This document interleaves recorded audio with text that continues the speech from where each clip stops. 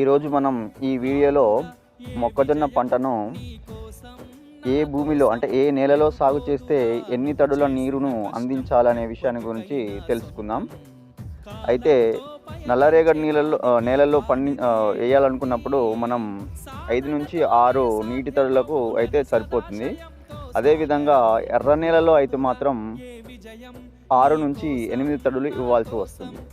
ఒకవేళ నీరు సమృద్ధిగా లేనప్పుడు 6 తడులు మాత్రమే ఇవ్వగలం అనుకున్నప్పుడు మనం ఏ దశలో ఈ 6 తడులు ఇచ్చుకోవాలనే విషయాన్ని మనం గమనించినట్లయితే, మొలక దశలో ఒకసారి, పంట అడుగున్నర దశలో మరొకసారి, అదేవిధంగా పూతకొచ్చే సమయంలో ఒకసారి, పూతకొచ్చిన తర్వాత మరొకసారి, చివరిగా 2 దఫాలు వచ్చేసి గింజ పోసుకున్నాం అంటే కండి పూర్తిగా గింజ పోసుకునే వరకు 2 సార్లు తడులు ఇచ్చినట్లయితే మనం మంచిగా దిగుబడిని పొందడానికి ఆస్కారం ఉంటుంది.